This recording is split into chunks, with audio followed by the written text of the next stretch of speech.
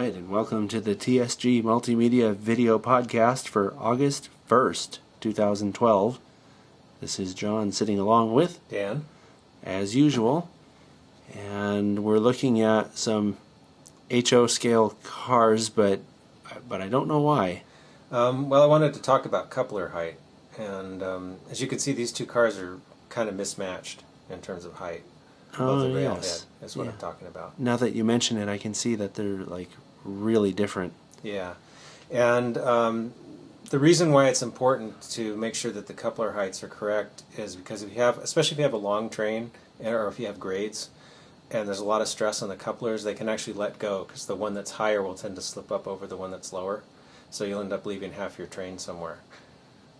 That could be bad. If it's on a hill, it could roll back the other way. Right, exactly. Hit someone or something. Right. So this is why because my last layout it actually had some fairly stiff 3.5-4% grades on it, and it was real important to make sure that the couplers were all correct. Otherwise, yeah, that could happen, and you end up with this uncontrolled string of cars rolling backwards at high speed. It could even fall off or something, which could be pretty bad. Yeah, or it'll slam into something, or you derail, or it just creates problems. So anyway, and it's a pretty easy thing to fix, so that's what I wanted to talk about today. Okay. For those who are new to the podcast, we did a video that was all about weathering and detailing rolling stock, and Dan actually did a pretty detailed look at exactly what we're going to talk about here. In any case, I've probably placed some graphics on the screen so you can see what they look like. But check them out sometime if you have a chance. They're pretty good videos. Yeah. So what are we going to do here exactly? Well, I'm going to fix each of these cars because the brown car is actually too high and the blue car is too low. And then I have a third car that I want to talk about as well. Okay. Okay, I think I'm starting to remember this. You have that gauge thing, right? Right. This is a KD coupler height gauge. And this checks a couple of different things. It checks the height of the coupler and also the height of the trip pin. So the trip pin should come up. That's this thing here. Some people cut these off, but I don't. It should come and ride up over the top of this little lip on the bottom here. So otherwise it may snag on things on the track. That's why. But I would fix the coupler height first and then adjust the trip pin if necessary, because we're going to raise the coupler. That's going to raise the pin too. So the cars where the couplers are too low are usually the easier ones to fix. It's usually a matter of adding shims on the little bolster area where the truck attaches to the body. And Katie sells these little fiber washers. The gray ones are 010 thick, and then there's they make these red ones that are 015 thick. Those look like those gaskets I put on my garden hose. Yeah, except they're small. Yeah, a very small version of it. But anyway, you basically can add those in any combination you need to raise the car, so that's what I'm going to do with this one. Alright, so to fix this it's pretty easy. Most cars have a screw attachment that holds the truck onto the body. Yeah, I've seen this many times now that you mention it. Yeah. So you just undo that.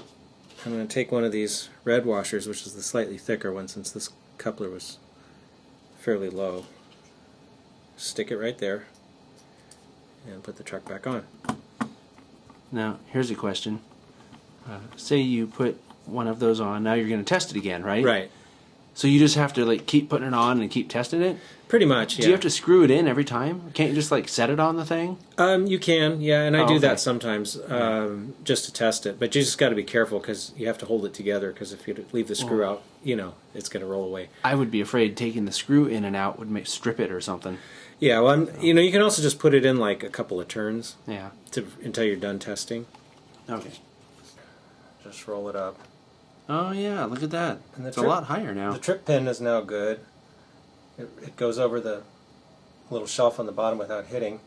And the coupler's almost right. It's still a bit low. And I think the problem here is that it's actually drooping a little bit. Instead of sticking out straight, yeah, looks like it's kind of floppy, like it's Yeah. lowering toward the left there. So I could raise the whole car, but I'd rather fix the drooping problem, and I have a way to do that that's not too difficult. This is actually a fairly common problem I've run across. What causes that? I mean, is it just it's loose inside the... yeah, the coupler box is just a little too high or something. Huh. What a pain. What I usually do is I just cut a very tiny piece of O10 styrene. Right. Okay? And all I'm going to do is slip it underneath the coupler. Oh, so you're just putting a little shim in there, huh? Just a little shim right under the coupler. Sometimes it can be a little difficult to get this in here, but kind of just stick it in to make sure it's straight. Would you normally glue that, or? Yeah. The only thing is you don't want to put something that's too thick because it keeps the coupler from swinging side to side. Right. That makes sense. So I'm just trying to get this position. There we go. And once it's in position, I just use a little bit of this liquid type cement and put it on there. And that should hold it. This won't stick to the coupler, so it'll just hold the plastic. Now, would you also paint it, maybe? Yeah. Go in there with a little black brush or something? Black paint? It will look better if you paint it so it's not white. Yeah. Because I was thinking that, because I can kind of see it. If I reposition it on the thing here, you can see where the shim is right in there. Yeah. So.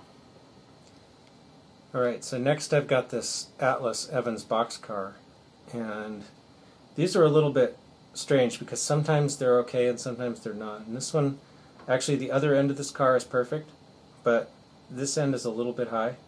So unfortunately when the car is too high, you really have to kind of resort to removing some material from the bolster area to lower it. So that's a little more complicated than just adding a shim, but that's what I'm going to do to this car. I have a question before you get started. If you take too much off, you could always use those shims to raise it back up, right? You can, yeah. If you do too much, yeah, you can re-shim it, yeah. You know, it seems like the manufacturers would just default to making them too low if they're going to do anything, because it's easier to deal with a low one than it is to deal with a high one, right? That would be wonderful, honestly. Oh, okay. Just an observation, right? Yeah. Okay, these particular cars have a pin instead of a screw, so instead of unscrewing it, you have to kind of pry it out. So I'm just going to take a small screwdriver and carefully pry up underneath the bolster there. Also, be careful of this little piece here, as it's easy to snap those off. Wow. Again, why don't they just standardize it and put a screw in all of them? It's so silly to me. Yeah. I don't get that. Is it a different manufacturer or what? Different manufacturer, different time it was made, whatever. I have actually replaced these with a screw, and I may actually do that in this one because these cars have a strange design where they have this sort of, most cars they just have it's a flat surface with a hole in it. Yeah. This one has this funky piece that sticks up, so it makes it really hard to cut down.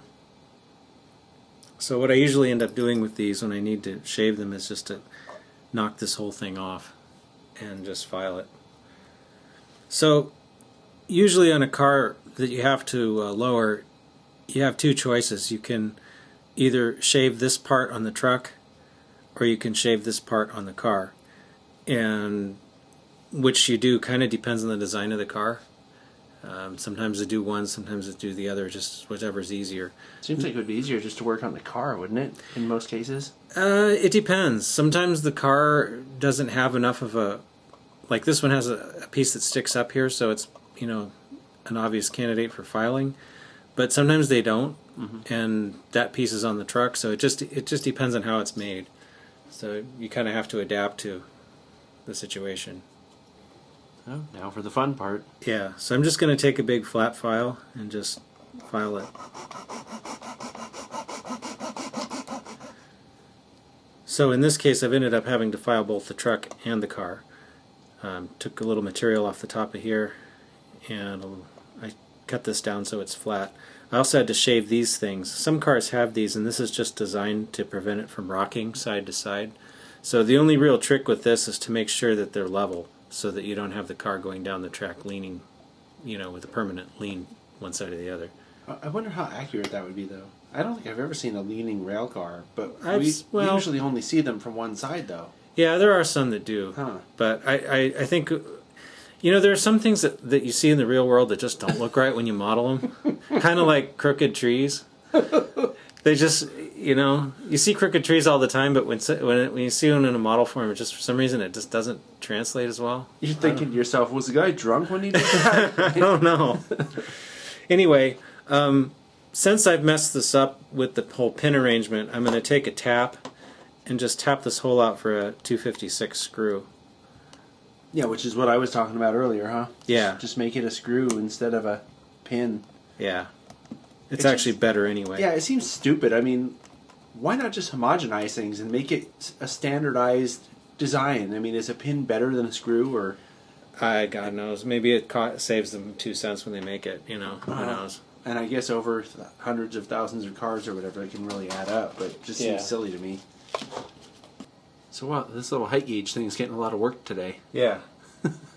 So, this car actually, right now, is fine.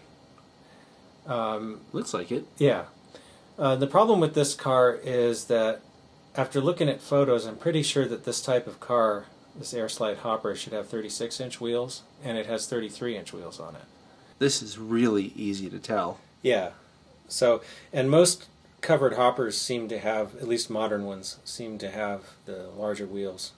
The general rule is usually that if the car has a 100-ton capacity, then it's going to have the larger wheels, most of the time. I wonder why that is. Is it just more steel holds up more stuff, or what? Maybe. I mean, there are exceptions, I think, but that's generally how it seems to work. So that's why I want to change it so it looks more correct. By the way, I wanted to mention that I'm using the semi-fine scale wheels here, which are the ones on your right. As you can see, they have a little bit thinner tread profile than the standard size wheel on the left. I just think they look better on a car like a covered hopper or a tank car where you can really see the wheels. So what's the point, though? I mean, are they more to scale? Like the ones on the left are not accurate, or what? Well, actually, neither one is really technically to scale, but the semi-fine scale ones are more to scale than the other ones. Oh, okay. Because looking at those, it looks kind of fat. Yeah, on the left side there. And I think why they did this originally was to compensate for bad track work. But if you have if your track is NMRA compliant, meaning that everything matches their standard, I've operated with the semi-fine scale wheels before and have never had any trouble. So I've got the new wheels on the car, but of course, as you can see now, that's screwed up the coupler height. So what I'm going to have to do is go ahead and shave the bolsters like I did on the other car and get it back down to where it should be. It's almost like you've just created work for yourself, Dan. Like, yeah, but you like this. Yeah, but when it's finished, it'll look more accurate. Well, of course, and I know, and that's the whole point, right? To make things as accurate as you can. So. Yeah, and I mean, it doesn't sound like much of a difference, but it really does make a visual difference with the larger wheels. And just I think it does anyway. Well, in the end, you're the person that you have to make happy with it, so that's what matters. So, all right. Well, I guess that's it for this video podcast. Yeah, pretty much. Yeah, if you have any questions, you can email Dan directly or just send it to the podcast at tsgmultimedia.com email, and we'll get back to you. That's a better way than leaving comments on YouTube, because we don't always see those, or at least sometimes we don't see them for a long time. That is a problem, isn't it? So if you have questions that you want answered, let's put it that way. If you want questions that you want answered, email us. Don't put a comment in the YouTube video. Yeah. And make sure, if you like this, make sure you turn your friends on to it, because we put out 2 podcasts every month. We put out a video podcast on the 1st and an audio podcast on the 15th. Yeah. And if you aren't aware already, we're on Facebook and YouTube. So anyway, I guess that's it. Thanks for watching. Yeah, thanks.